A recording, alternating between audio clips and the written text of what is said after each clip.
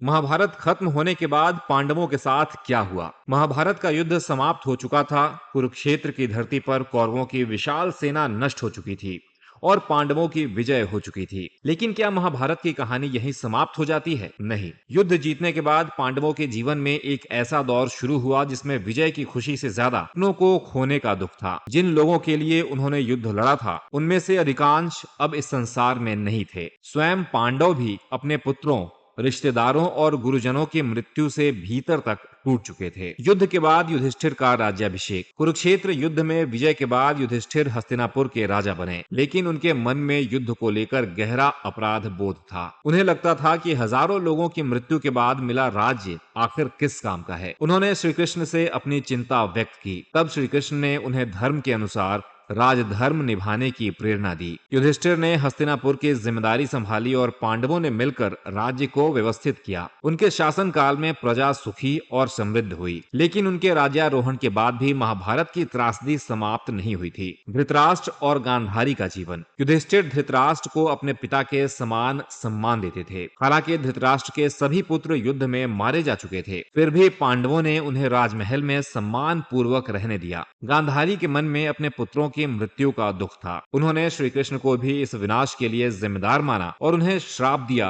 कि जिस प्रकार कुरुवंश नष्ट हुआ, उसी प्रकार यादव वंश भी एक दिन नष्ट होगा। बाद में धृतराष्ट्र, गांधारी और कुंती ने राजमहल छोड़कर वन में जाने का निर्णय लिया। पांडव उन्हें रोकना चाहते थे, लेकिन उन्होंने अपना अंतिम जीवन वन में बिताने का निर्णय कर लिया। कुछ समय बाद वन में लगी आग में धृतराष्ट्र, गांधारी और कुंती की मृत्यु हो गई। जब यह समाचार पांडवों को मिला तो वे अत्यंत दुखी हुए। पांडवों के पुत्रों की मृत्यु। महाभारत युद्ध की एक सबसे दुखद घटना युद्ध समाप्त होने के बाद हुई। अश्वत्थामा ने रात में पांडवों के शिविर पर हमला किया। उस समय पांडव वहां मौजूद नहीं थे। अश्वत्थामा ने सोते हुए द्रौपदी के 5 पुत्रों की हत्या कर दी। द्रौपदी अपने पुत्रों की मृत्यु से टूट गईं। पांडवों ने अश्वत्थामा को दंडित किया, लेकिन उनके पुत्र वापस नहीं आ सके। युद्ध जीतने के बाद पांडवों को अपने परिवार का भारी नुकसान उठाना पड़ा। परीक्षित का जन्म। पांडवों के वंश को आगे बढ़ाने वाला एकमात्र प्रमुख उत्तराधिकारी बचा था अभिमन्यु का पुत्र परीक्षित। अभिमन्यु युद्ध में वीर गति को प्राप्त हो चुके थे। उनकी पत्नी उत्तरा गर्भवती थीं। अश्वत्थामा ने उत्तरा के गर्भ में पल रहे बच्चे को भी मारने के उद्देश्य से ब्रह्मास्त्र का प्रयोग किया। श्री कृष्ण ने परीक्षित की रक्षा की और वह जीवित बच गया। बाद में परीक्षित ही हस्तिनापुर के राजा बने और पांडवों के बाद कुरुवंश की गद्दी संभाली। श्री कृष्ण का अंत और यादव वंश का विनाश। समय बीतता गया। गांधारी का श्राप धीरे धीरे सच हुआ। यादव वंश में आपसी संघर्ष हुआ और अंततः यादवों का विनाश हो गया। श्री कृष्ण ने भी पृथ्वी पर अपना अवतार कार्य समाप्त किया। जब श्री कृष्ण के देह त्याग की खबर पांडवों को मिली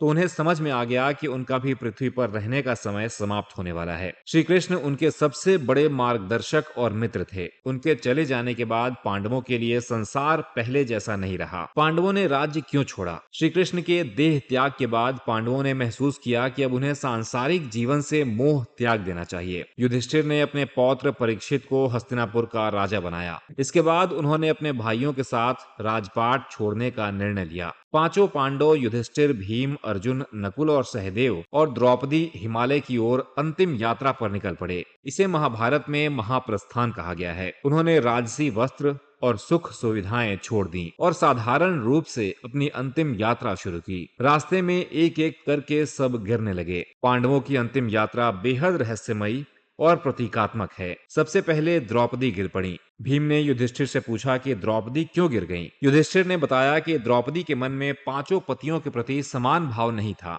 और अर्जुन के प्रति उनका विशेष लगाव था। इसी कारण उन्हें यात्रा में आगे जाने का अवसर नहीं मिला। इसके बाद सहदेव गिर पड़े। युधिष्ठिर ने बताया कि उन्हें अपने ज्ञान पर बहुत गर्व था। फिर नकुल गिरे। उनके भीतर अपने रूप और सुंदरता का अहंकार था। इसके बाद अर्जुन गिर पड़े। उन्हें अपनी वीरता और धनुर्विद्या पर गर्व था। अंत में भीम भी गिर पड़े। उनके भीतर अपनी शक्ति और भोजन के प्रति अत्यधिक आसक्ति का दोष बताया गया। लेकिन युधिष्ठिर लगातार आगे बढ़ते रहे। उनके साथ केवल एक कुत्ता था। युधिष्ठिर और स्वर्ग का रहस्य। युधिष्ठिर जब आगे बढ़ते हुए स्वर्ग के द्वार तक पहुंचे तब इंद्र उनके सामने प्रकट हुए और उन्हें अपने रथ में बिठाकर स्वर्ग चलने के लिए कहा। लेकिन युधिष्ठिर ने कहा कि वह अपने साथ चल रहे कुत्ते को छोड़कर स्वर्ग नहीं जाएंगे। इंद्र ने उन्हें समझाया कि यह कुत्ता उनके साथ स्वर्ग नहीं जा सकता, लेकिन युधिष्ठिर अपने निर्णय पर अडिग रहे। तब वह कुत्ता अपने वास्तविक रूप में प्रकट हुआ। वह धर्मदेव थे, युधिष्ठिर के दिव्य पिता। उन्होंने युधिष्ठिर की धर्मनिष्ठा और करुणा की परीक्षा ली थी।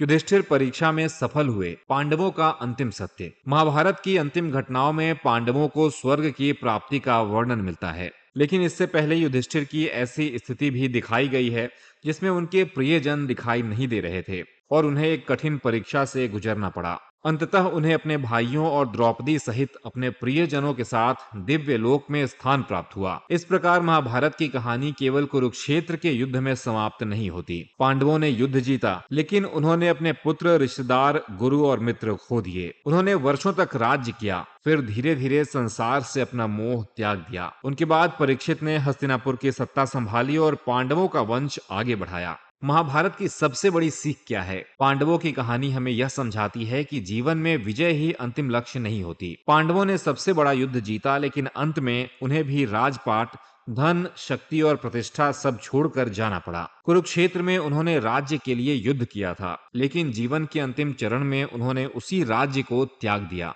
यही महाभारत का सबसे गहरा संदेश है। सत्ता स्थायी नहीं है, शरीर स्थायी नहीं है, और संसार की कोई भी वस्तु हमेशा हमारे साथ नहीं रहती।